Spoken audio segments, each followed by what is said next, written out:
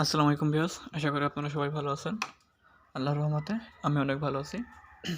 আজকে আপনাদের মাঝে হাজির হলাম আরেকটি বশীকরণ মিলন মন্ত্র নিয়ে।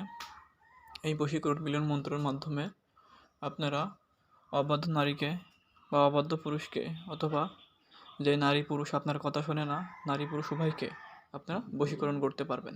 এক কথায় এই মন্ত্রের মাধ্যমে আপনারা সকল মানব জাতিকে, সে নারী হোক পুরুষ হোক যেই হোক, তাকে আপনি অনায়াসে বশ করতে পারবেন। ওকে, আর হ্যাঁ, যারা আমার চ্যানেলে নতুন আছেন আমার চ্যানেলটিকে সাবস্ক্রাইব করে আমার চ্যানেলের পাশে থাকবেন। আমার চ্যানেলে অত্যন্ত পুরাতন গুপ্তবিদ্যা আপলোড করা হয়, যা কোনো না কোনো কাজে ইনশাল্লাহ আপনার লাগবে। এবার আসুন, আর কোনো কথা না বাড়ে মন্ত্র মেন টপিকে হাজাক। আপনারা স্ক্রিনে যে মন্ত্রটি দেখতে পাচ্ছেন, 2 কথার মন্ত্র, ছোট্ট মন্ত্র।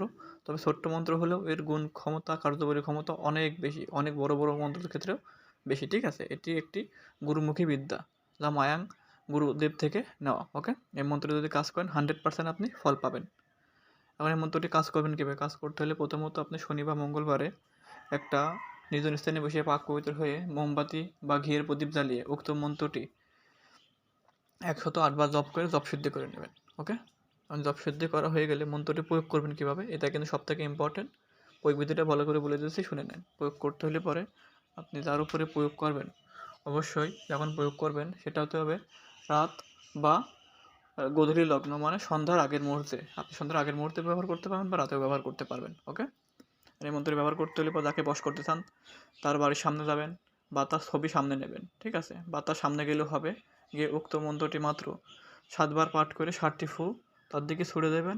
আর এই কাজটি করা হয়ে গেলে আপনি বাড়ি চলে আসবেন। বাড়ি চলে আসে পরের দিন আরেকবার এইভাবে এই 7টি ফু মন্ত্র করে 7টি ফু তার দিকে ছুড়ে দেবেন। পরপর 3 দিন আপনাকে কাজ করতে হবে। 7 বার করে মন্ত্র পাঠ করবেন, 7টি করে ফু তার দিকে ছুড়ে দেবেন।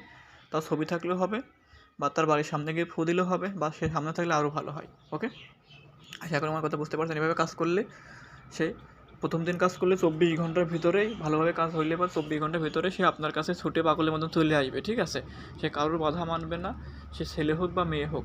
ঠিক আছে, আর অবশ্যই যখন কাজ করেন অমুকের জায়গায় তার নাম উচ্চারণ করতে হবে। আশা করি আমার কথা বুঝতে পারছেন।